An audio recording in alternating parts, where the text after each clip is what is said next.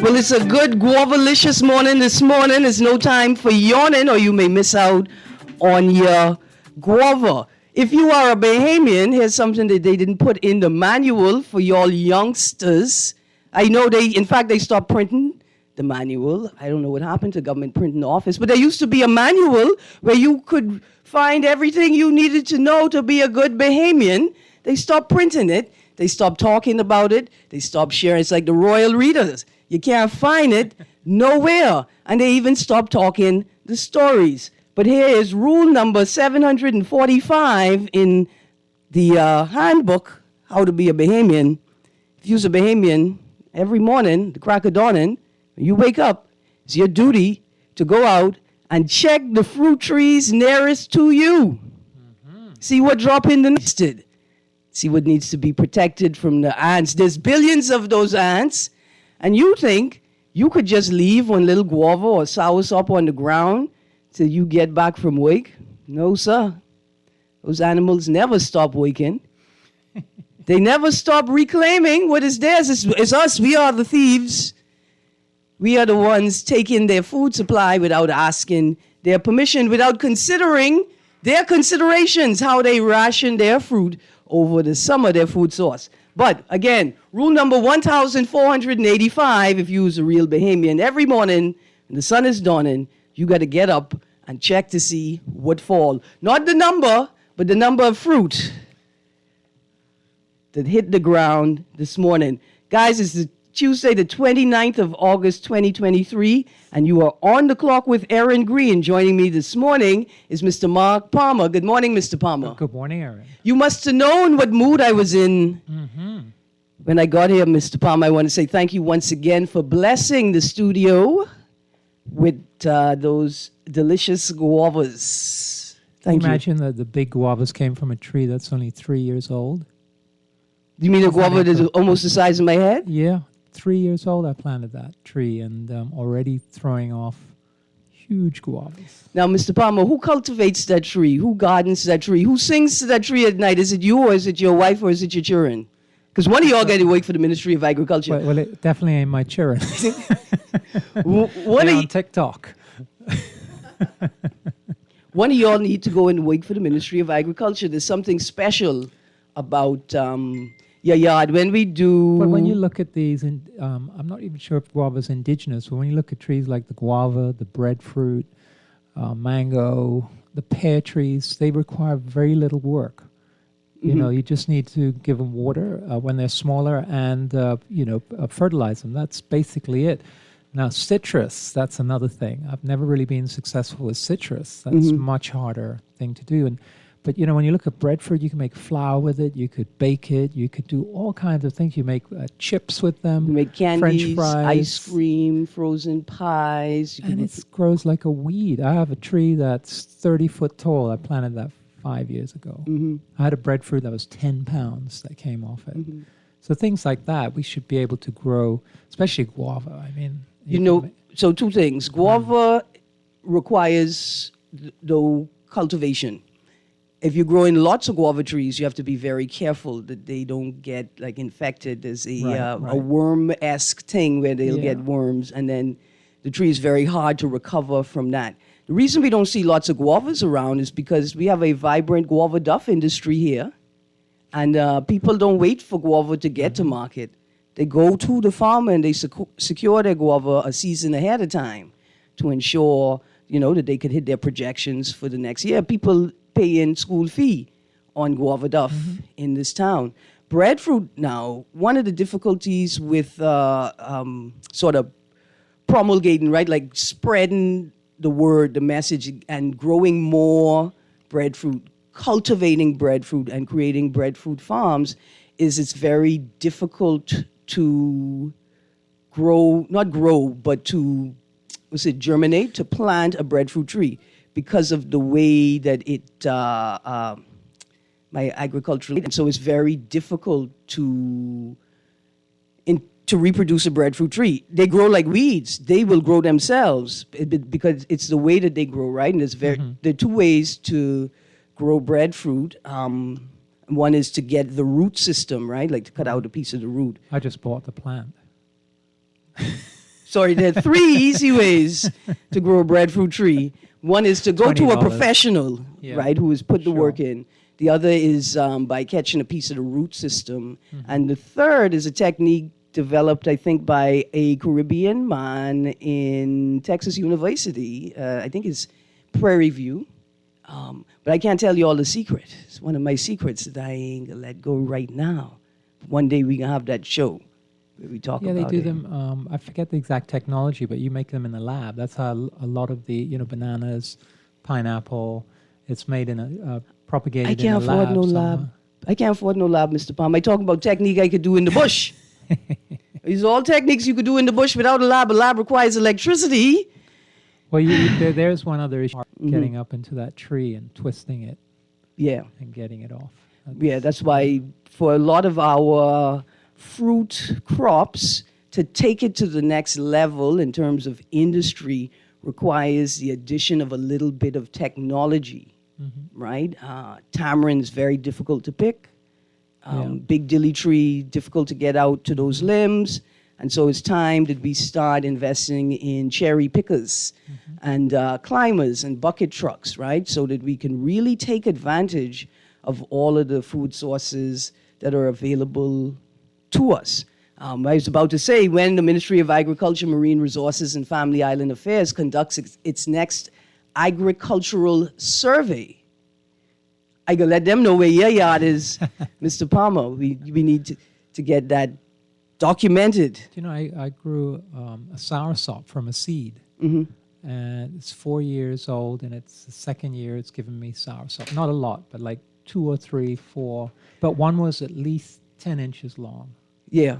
Listen. And that was from a seed, and we just propagated that from a seed. We for like 3 months, and then we put it in the ground, and boom. All right. Yeah. Look here. I'm glad we had this conversation this morning. Most of all, it was sparked by some guava you gave me. So I'm extremely glad. I once again thank you, Mr. Palmer. I had some heavy things on my mind when I came into the station this morning, and I didn't really want to talk about them. But here are some things that we're going to talk about. I had the fortune of running into a massive traffic backlog yesterday twice on East Bay Street. The first time I diverted, I got to where I was going. I had to come back into town, and I figured it had to have been clear by the time 30, 45 minutes later.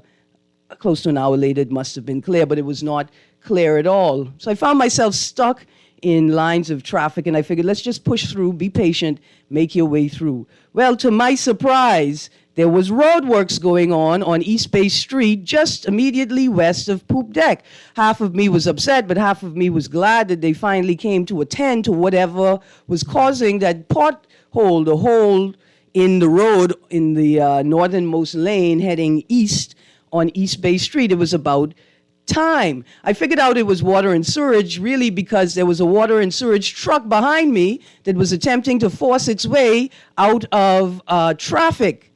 But it was about to create an even bigger block in the intersection. So then I called Royal Bahamas Police Force because I thought when you have traffic issues, you're supposed to call the police because all police are traffic officers that are stunned, like completely and totally taken off guard when people, residents, citizens would call into 911 and say, hey, perhaps you can send officers to attend to these intersections because people are ignoring traffic controls. Sometimes citizens call before there's an emergency.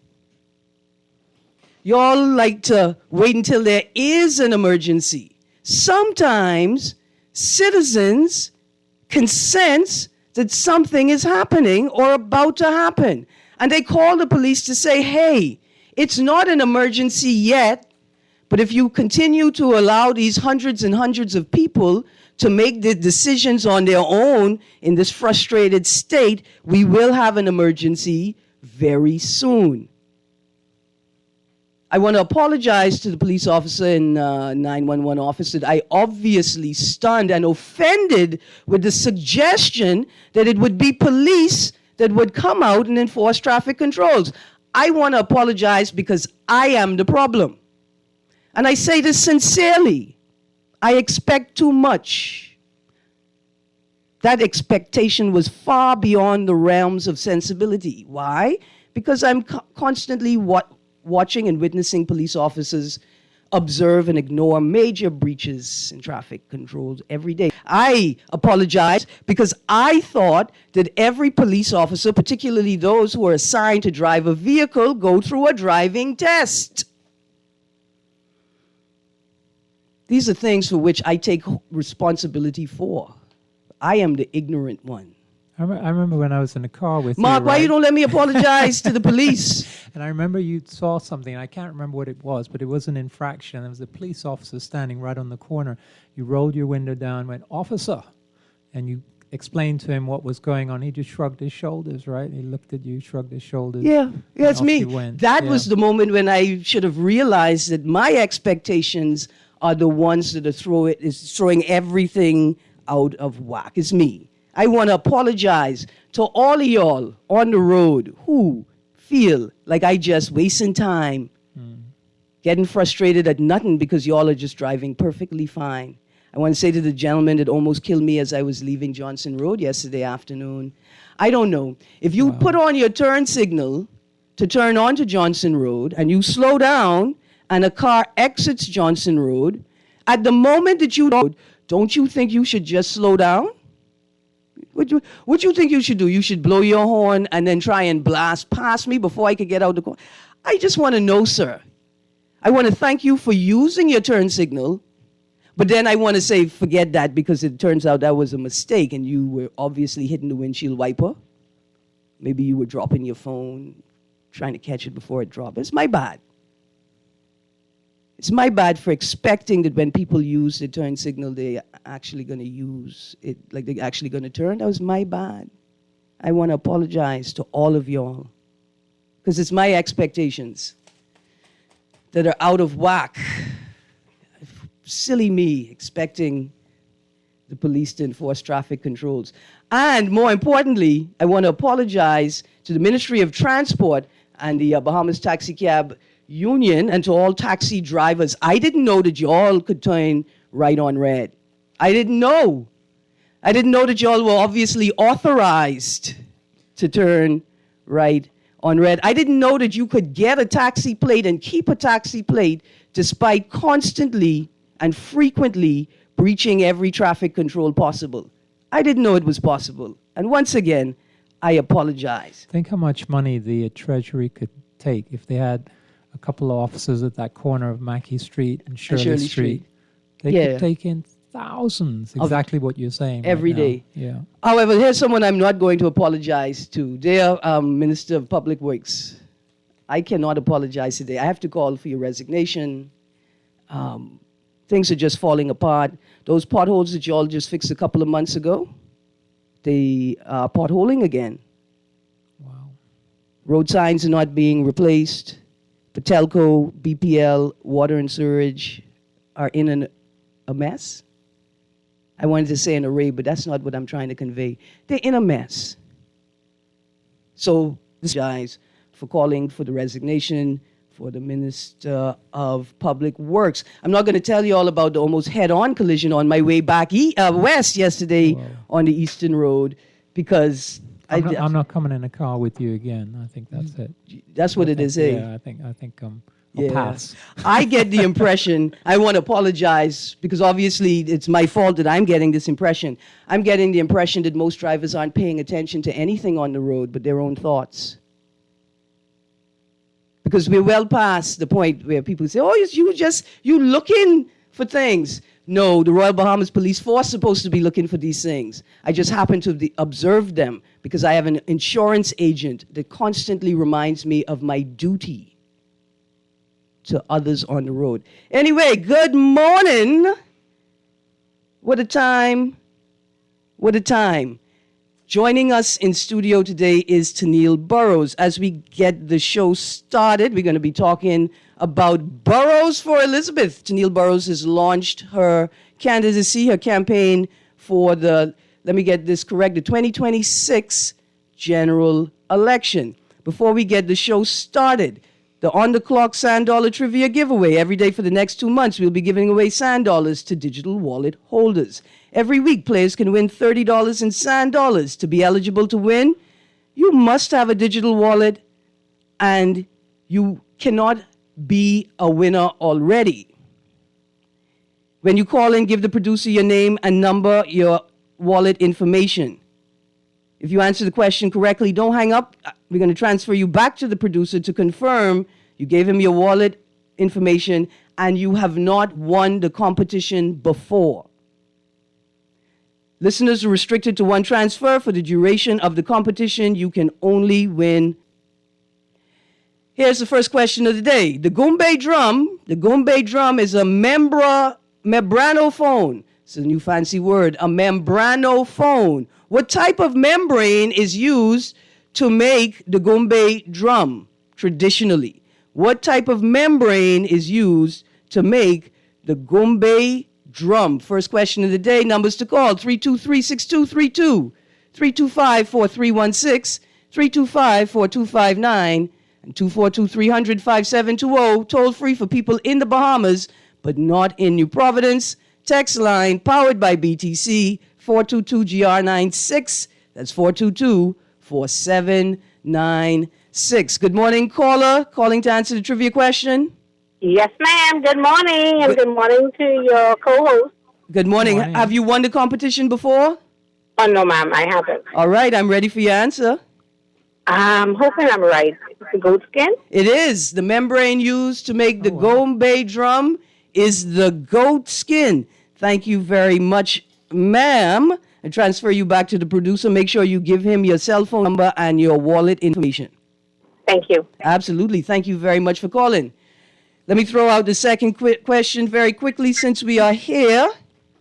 There you go. Second question of the day. The glass window bridge separates which two bodies of water? The glass window bridge separates which two bodies of water? I wish I could get a glass window bridge to separate my feelings from my expectations. Indeed, indeed. Numbers to call: 323-6232, 325-4316, 325-4259, 242-300-5720. Again, the text line powered by BTC, 422-GR96. I got a texter here. Texter, send me your wallet information if you haven't won before to qualify your winning answer. Wait, that ain't the winning answer, texter. Yeah, that ain't the winning answer. You're right. You ain't win. You ain't win. For texters, include your wallet information in the text to qualify as a correct answer. Again, we've heard Mr. Mark Palmer is joining us today on this World News Tuesday with Mark Palmer. And in studio is Mrs. Tennille Burrows. Good morning, Miss Burrows. Good morning. Say it again. Morning this morning. I could hear you. Good. Cool. Good. Thanks for the guava, Mark. You're welcome. Absolutely. Look here, your first day as a politician again, and somebody giving you things and not asking you for things. How does it feel being back? I appreciate your contribution to the campaign. And I didn't get no T-shirt. No.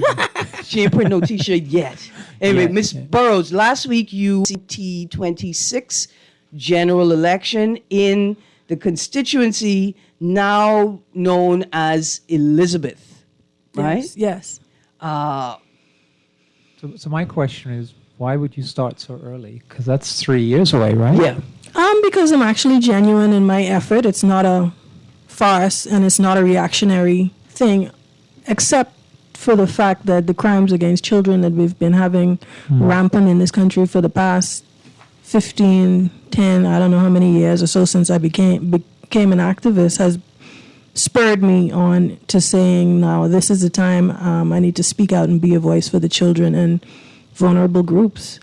That's pretty much it. I don't really have an issue with being the first one to announce candidacy officially. I like doing things first and being a trendsetter. So I think it's also an advantage in terms of me being genuine, like I said, and I'm good with it. Like whatever may come, I'm ready to tackle. Go ahead, Mark. Yeah, so I was going to ask you, so the next thing you would want to see is like a manifesto. You spoke about children and the rights of children. Do you have like a articulated manifesto of what you're going to be standing for. What your platform is. Yeah, platform, yeah. So obviously child protection, which is the reason I'm at sea so early, as you call it, is my top priority. And it's what I've fought for the past 15 years. When I first heard in 2009 that there may have been a 5-month-old baby girl that was raped and died. If you Google me and then anything related to child protection or the organization I founded in 2014, Rise Bahamas, you'll see all of the issues that we've fought for and won, and those that we're still fighting for. Absolutely. A bit of a follow-up question to the last question.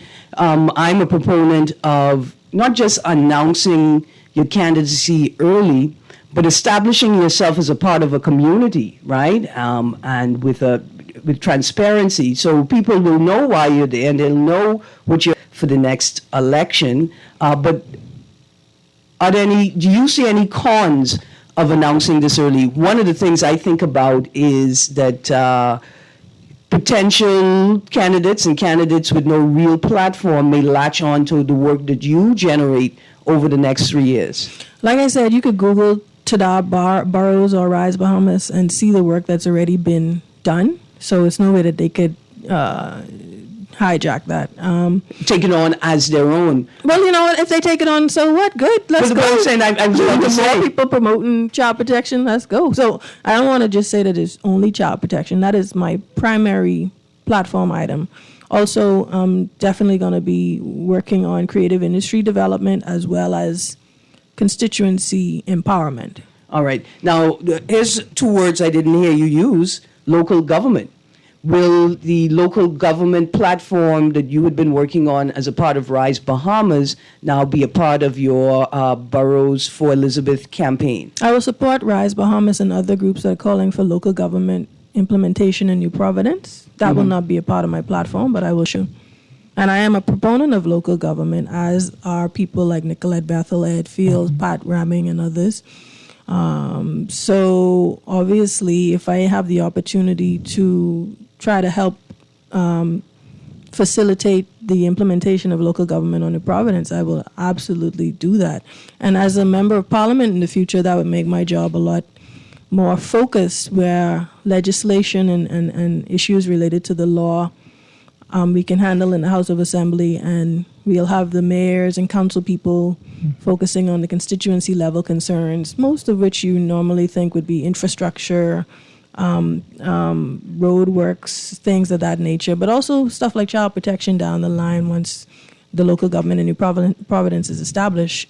Every issue you can think of, local government should be able to address to some degree. Absolutely. So is this a return to politics or an expansion of your advocacy?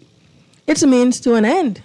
Quite frankly, I'm not interested in, well, I lie. When I was a little girl, my hero used to be who? Celine and Oscar Penland. And I always do, because, I don't know, he was just the most popular person I knew, and he was well respected. I was probably 4 years old, and they told me what he did. And I was like, I want to be like Celine and Oscar Penland, just for the mere fact that I felt like he did a lot at that time in terms of transformation, in terms of the national trajectory. So I can't, after that, next year we have a recording with my sister and my parents. I wanted to be a teacher. So I think in this capacity, when I talk about constituency empowerment, I get to be a teacher. I teach them about the roles of an independent member of parliament, how it can work, the advantages, and that sort of thing. Absolutely. So why run as an independent? Why not seek, one of the established parties? Because would that not give you more of a voice or more of a I chance? believe that the system of government we have and the two-party system, so the parliamentary democracy that we inherited from our colonial past, needs to be torn down, and the two-party system needs to be torn down. I'm not here to play. So if I'm going to stand out and make a difference, I have to actually be different and not conform to what people think that the standards I have to. And they would say, oh, you can infiltrate from inside. I'm not interested in infiltrating from inside. I'm a starter, not a joiner. So I'd rather start something entirely new, a new system of government, a new way of doing politics in this country. And the existing two parties, the FNM and PLP, their time is up. There you go. Okay. What's Can't more? argue with that. What's more important to you for 2026? Is it winning a seat or engaging and operating a successful campaign? I think the campaign is most important because obviously I got 3 years of campaigning to do. So whatever I say or do or demand of the government over the next 3 years is my body goals. Whether you choose me or someone else or you decide to go with the two-party politics, I mean, that's up to you at the end of the day. No sweat off my back. But the work, I'm a worker. So that's the highlight for me, to have 3 years of a platform and to be able to go to someone's door, not as an activist or advocate, because they ain't open their door for no activist or advocate. They open their door when they see you want to run for their constituency. You said something, I wanted you to repeat that. It's like you are introducing a new political model. You say, listen, I've started early. I've got 3 years to prove to you why you should vote for me. Which is completely opposite to the current political culture, which is you impress a party, show a party that A, you could generate money, and B, you have established a presence in the community without any real policy promises, without any real substantial ideas that you can guarantee that once you're elected, realize and actualize. And if you impress the party, then you get on a ticket and then you go back into the community to campaign again. It seems like a completely different political model. So here's another question. What can you achieve as a politician that you can't or couldn't achieve as an advocate? Well, first of all, the media, just like I said, Bahamians ain't gonna open their door to no advocate. They go open their door to someone saying, I'm running in your constituency, here are my plans. All right. So the media access, having a televised national media platform in the House of Assembly every week, presenting my own bills for debate in the House, which is a thing. Yeah. Every single member of parliament has an opportunity to present bills and amendments for consideration. And people don't realize that. The general public doesn't realize. Voting on legislation, I'll be able to do. Sitting on a parliamentary committee, such as the Public Accounts Committee, having a constituency allowance to use of $150,000, those sorts of things are what I can accomplish in the House. Absolutely. We can get right back to that. I see we have a caller on the line. Good morning, caller. You calling to answer the trivia question? To commend Tada for running. Absolutely. Thanks, Graham. Graham Weatherford. You ran before, right? 2017. That's right, and I did in 2012. I don't think the country was fully understanding the power that the independent possesses at that time. Right. But before I show you that, I spoke to it from 2008 on another radio show that I used to host. Ask them this, Tada. 50 years of the same two parties, and you do not have one hospital. Everybody else got what they wanted, correct? Big hotels, management of our airport. You know what you've seen go up around here. Billions of dollars worth of things for foreigners. Well, we got a job and not even a hospital. Now, if you care about me, you would have given me a hospital. It's only $100 million. Not just a hospital. Many other things. Could have put it in. Yeah, many other things. Yes, of course, Erin. But I focus on healthcare because if you don't want me healthy, and instead you did even something more egregious, you put tax on my food. Both of you. So and if they want someone who didn't get them a hospital, and I leave you with a crazy. We actually taxed women's menstrual cycle. Mm-hmm. The women, pay 10% to have a menstrual cycle on feminine products. I think that's just egregious. No, we don't pay 10% to have a menstrual cycle. But to have products that assist you. We pay 10% so that nobody knows that we have a menstrual cycle. That's why. Oh, wow. Yeah. I always like your spin on it. Yes, sir. The Independent changed the history of the country. True. Absolutely. Because if you didn't have Brennan and Folks, who both fought independent and labor, both thinking independently of the two-party system at the time, when there was a tie between the UBP and the PLP, two men changed the course of the nation. Absolutely. Isn't that crazy? Absolutely. And if Tada wins, if I run independent and win, and if 5 other people run independent and win, and the 2 parties lose, one of them loses by 4 seats, do you know what we are? We're the tiebreakers. We're the people that get to go into the House of Assembly and say, hey, you're going to fix women's rights.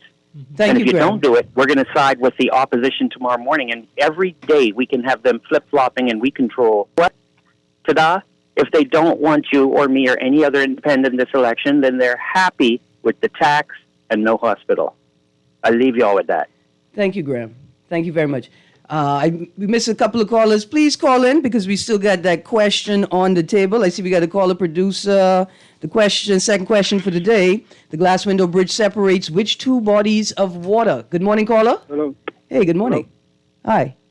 Hi, good morning. Good morning. Calling to answer the question? Yes, ma'am. Yeah, I'm ready for your answer. I think one's calm and one's rough. I mean, those are the temperaments of the bodies of water. But if you ask a woman her name, if you say, what are those 2 women's names? And you say, one's calm and one's rough, it could be a problem in the house. I need the actual names of the bodies of the water. You got a couple seconds to give my answer. Name of What are the names of the bodies of water that meet at the glass window bridge? Still there? 3 seconds. I give you 3, 4, 5, 6. If you get the answer, call back, please. Caller. Got an answer by text. Got a correct answer. There is a correct answer, people. Not just the answer is not where we is go to chill out, where we is go to catch big fish. That ain't the answer. I see we got another caller, producer. Let's go to that caller. Good morning, caller. Hey, Erin, I'm from Eleuthera. It's the Atlantic Ocean. Hold on, pause. You have a Sun Cash, you have a Sand Dollar wallet? Oh, no, but I have the answer, though. No, you can't give me the answer. I mean, if everything in the world, hold on. Yes. If everything in the I won't world, answer. Graham, I won't answer. I won't want answer. you of all people to give me this answer. But you ain't got I no won't- Sand Dollar wallet, so you can't give me this answer. I won't answer, but I don't want to hear Caribbean Sea in any... Man, look here. Okay, I won't give... Cancel. I- Cancel. The correct answer is Atlantic Ocean and the Caribbean Sea. Graham. No. That no. is the correct answer. No, the correct answer is the Atlantic Ocean and the Bahama Banks, the leeward side. No Caribbean Sea touches... Graham, all water is water. All water is water. The Caribbean Sea sits in the Atlantic Ocean. It's all water is water. And a bank, what's a bank? A bank is solid. I mean, my bank, I don't know if my bank is pretty solid right now, but banks typically are solid. One more caller. Good morning, caller. Hey, good morning, Brigham. Tada, what's that? Hey, what you say? Oh, radio, man. Erin, Yes. I'm calling you this morning for you to speak on that diplomatic comment you had made yesterday when I was explaining something. Let me explain it today so you could understand what I'm saying. You saying I was being too polite, or I didn't say, I didn't understand it properly? I don't. See, because I appreciate what it appeared to me you were saying, that those who have a duty of care to ensure that all the T's are crossed and the I's are dotted are not living up to their statutory and contractual duties as employees for the state, that they're enabling people to squat, right, by giving them access to power that technically they should not have access to. And what I followed it up with is that sometimes people in their heart feel a way, and they Yeah, but my point is, yeah. those people, immaterial of how you feel, record shows that those people are thieves and murderers, which they had already done and still doing. Okay, and and I'm not running, or my family are not running a what you would call a charity organization. Okay, and they are big T. So, you know, I don't have the rights to consider them other than considering them to be moved Right. of properties in which they are squatting on. I got you, Brayman. And that's my prerogative. No, man, absolutely. And I didn't say anything that suggested that you couldn't or shouldn't feel that way, Brayman. I didn't at all. In fact, what I said was that sometimes people in the positions of authority feel bad for people. They feel sympathy for people and they don't follow their contractual obligations, right? Because they feel bad for people. Brayman, you need a lawyer. Well, like I said, the lawyer in which I had went into the House of Assembly. No, you need a good lawyer. That wasn't a lawyer. That was a politician in waiting, Brayman. So I don't want you to think I'm being dismissive, okay? But that's a politician in waiting. You need a real lawyer. Good morning, caller. You're on the clock. A pleasant good morning, Miss Greene. How you doing today? I'm good, thank you, Sparky. How you doing? Fighting back. Good, Sparky. I hear people talking about the hospital. Well, no, we're not talking about the hospital at all. No, I just mentioned something because something happened to me this morning. In fact, it happened twice. When we talked about we trying to build a new central bank. No, Sparky, we talking to Tennille Burrows about her candidacy and Elizabeth. To Tennille. I haven't heard from Tennille for a little while. I was going to get to Tennille if you give me a moment to say something that you pull up to the hospital and you can't get out of your car because you cannot walk, and you ask the security guard if you can please bring a wheelchair. And they tell you they don't have a wheelchair. And somebody's big brand new hospital, or it looks like the brand new, the new section. They don't have a wheelchair for somebody who can't walk. Well, Sparky, from they created the they created the critical care unit at the hospital and then turned it into offices. Right from then. See, I'm mad at you, Sparky. I'm mad at you because when I was sitting here rowing and critiquing severely political parties for doing foolishness, you was following political parties. That's years ago that they spent millions of dollars to upgrade the hospital, to create a critical care unit for us to find out they get all kind of critical care equipment not being used. And they got all kinds of offices that are not available for bed space. Mm-hmm. Now, I am not dissing you, Sparky, because you're in a real medical situation where you need real results right now. I get it. Right now, though, we're talking to Ms. Burrows. And I'm interested because I've always liked independent candidates. You know, there's some good advantages for being independent. You don't have to toe party line. You can be more flexible. You can reach marginalized communities, which, you know, the party normally doesn't reach. So there are lots of benefits for it that I can see, but there are also disadvantages. And one of the disadvantages is really how do you get your funding, you know, your sponsorship, and the other one being not having sort of a party mechanism behind you. Do you see those as disadvantages? Well, the funding would have to come once people who decide that they want to support are interested in supporting in that way. The Obama campaign, as far as I understand, was through people giving $5 here and there. So that would add up if you're talking about investing in a campaign that you believe in. So I'm not really concerned about that part. The other part about was exactly what did you ask again? Right. You know, that kind of support that the two parties have within they have their constituency offices and mechanism, you know, their whole mechanism. Well, let's say Graham runs and wins, I run and win, a handful of independents run and win. The benefits that we have are that if the two parties, like in 67, were at a deadlock in terms of the same number of seats, one for each side, so PLP get 10, F&M get 10, those handful of independents now have the power in terms of deciding which of the groups is going to become government. So there's now room for negotiation, room for bipartisan and collaboration. So you have more of a coalition government framework. That would be advantageous in my opinion. I can definitely see that.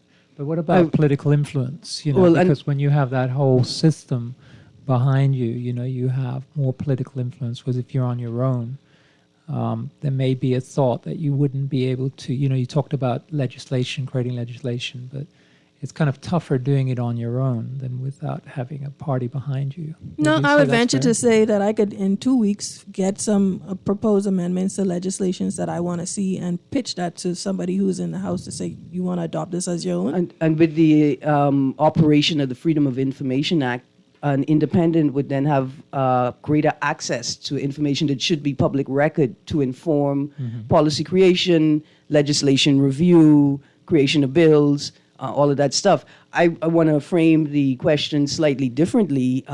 As an MP, you have to balance a number of people and things, right? And so as an MP, as an independent candidate, right, as an independent MP, how do you intend or how will you balance your duty to these multiple things? A, your duty to the Constitution and the House of Assembly and the rules of Parliament. B, your duty to party, if you're part of a party, or your political principles for independence, right? C, Hold on, you're going too fast. Like, let me answer the first two, and then you come. but let me throw them. Well, let me throw out Okay. the all because it's a balancing act, right? And then we could go to it piece by piece. Your duty to your constituents, right? Your duty to the people of the Commonwealth of the Bahamas.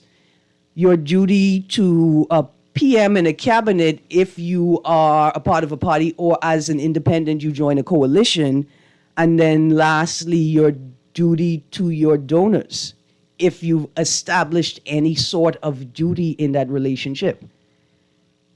So which one we starting with? Whatever one you want to start with. Constitution, I think that's the one you started with, Yeah, that's the right? first one. Right. So my duty to the Constitution and to the House of Assembly, I'm not really sure what you're asking me, but I'll play by the rules until such time that we tear down that current system of government. So my duty will be to get in there and tear it down. Right.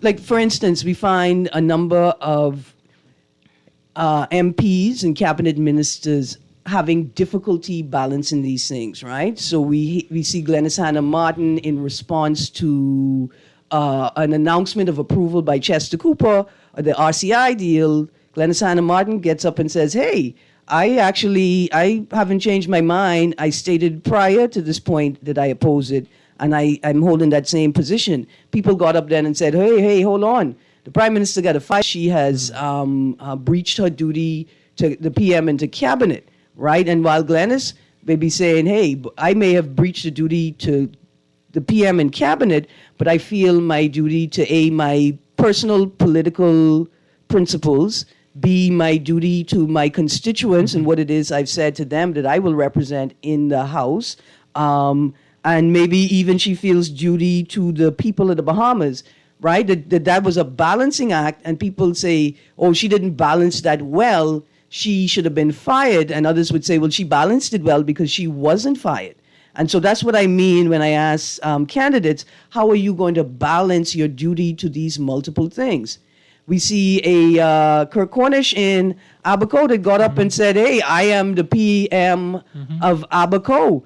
I don't know what he was balancing there. I can't imagine that his constituents appreciated that in the grand scheme of party politics and how it operates in the Bahamas. I can't imagine that the residents of the island appreciated the statement. But was it a balancing act with his own personal political position, right? And so that's why. Well, thank you for raising that name. I look forward to when they have a by-election in the House of Assembly in the near future. I would like to jump to my duty to the people.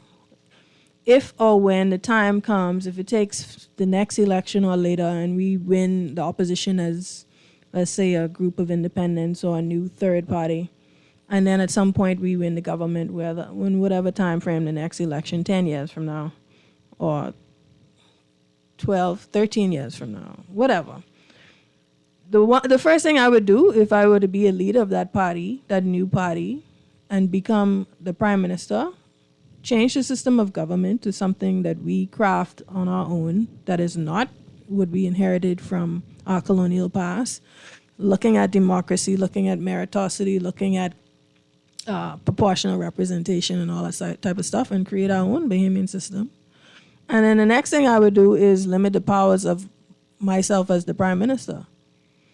So that would seem asinine in some circles, but I believe that we need all hands on deck to have so much power because absolute power corrupts. What type of limitations are you looking at? I was told by, what his name is? Carl Bethel, when the PLP were in power around 2014, when we started more forefront activism, he pulled me on the side and said, "You know that we say we're a parliamentary democracy, but really we're a parliamentary dictatorship." I said, "Why do you say that?" He says, "The prime minister has all the power." I don't know what all the power means. Don't mind that. That's what people say when they So want to be. who has all the power? That's what people say when they want to be prime minister. So there's another question. There's another another scenario. A few years ago, we watched Loretta Butler Turner take control of the opposition in the House. Yes. Right? She took control of the opposition of the House. She essentially removed, with the 6 other members of the party, removed the sitting leader of the opposition Vote of no confidence. with a for vote him. of no confidence. The same thing could happen to a prime minister, Yes. right? The power to control the prime minister lies within the cabinet, Yeah. lies within his party colleagues of assembly with him. The equal among equals has a meaning, and it means that you could easily be a equal among equal in the backbench, right? Like, so there is power, but there are ways to control the prime minister, as heavy-handed as they may seem, right? Are you willing to risk the appearance of Are you willing to risk the appearance of stability, right, to make a move as big as that? I remember about 10, maybe even 15 years ago, this letter had just shown up on social media. It appeared to be it was purported to be some external investors speaking to a local like wealth management company or something. And they were talking about the upcoming elections. And they say, "Look here, man, everything cool." And places, but these play them, they seem like it's a contentious. It's like, everything cool, this is Bahamas. No matter who wins the election, there's going to be stability. There's going to be political and governmental stability, so you have nothing to worry about. A move as big as removing a prime minister may at external gaze appear to be extreme instability. Are you willing to take that risk as a leader? Yes. All right. So how then in your campaign will you, even at the MP level, right? You just one independent focusing on MP. Yeah, let's start with that.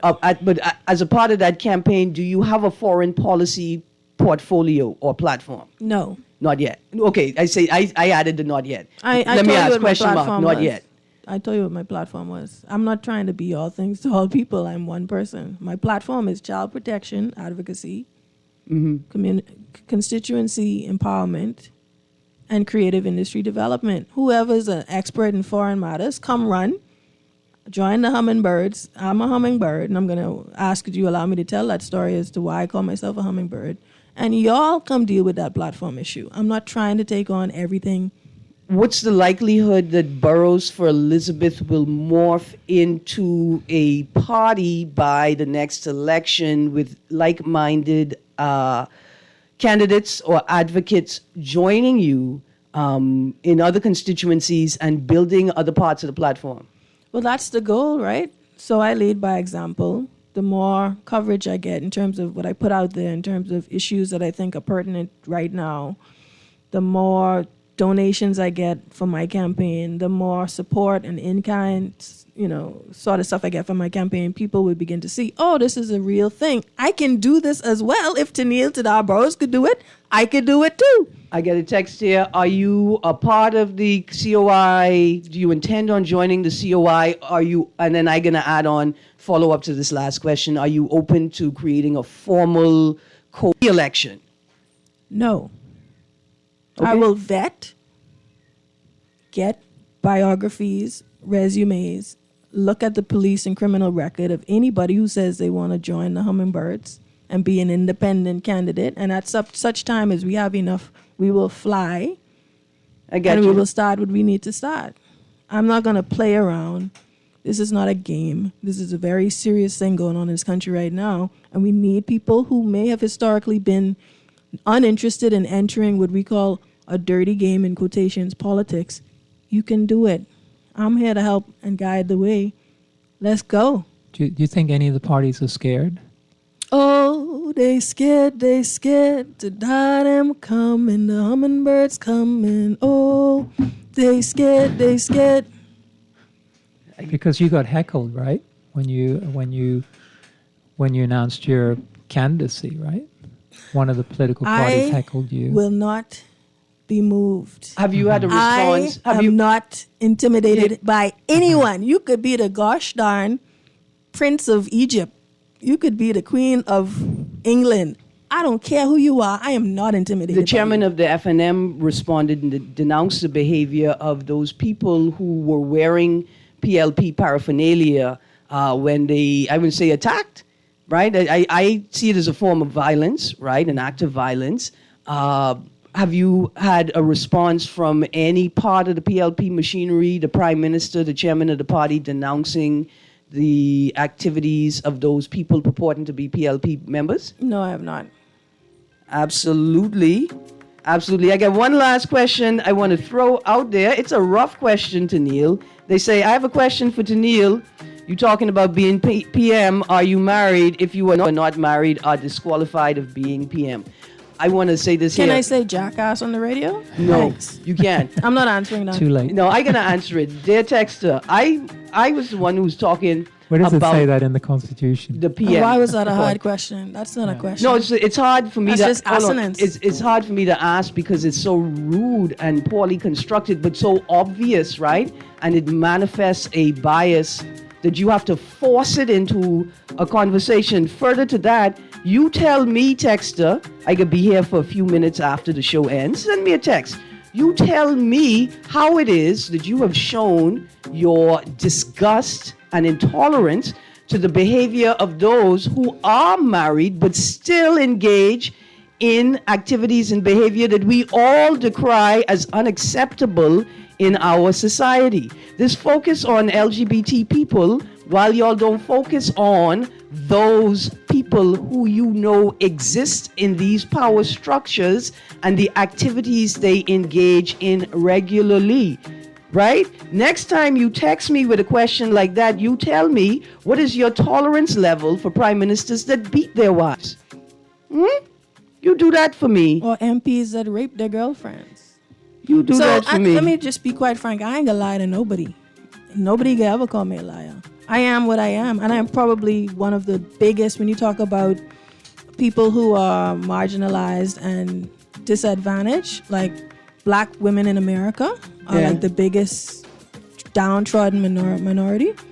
I am a young woman, unmarried, Black, currently not rich, queer person in this country, and I will do exactly what you think you can do in terms of leadership, advocacy, or anything else. So if you want to come at me, come face to face and let me know what you got to say.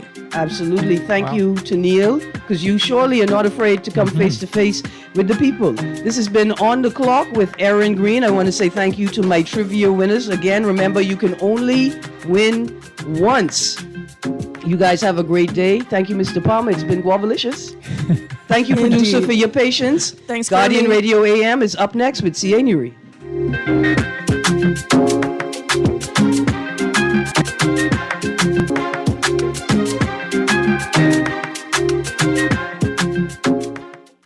This is Guardian Radio 96.9 FM, Nassau, Bahamas.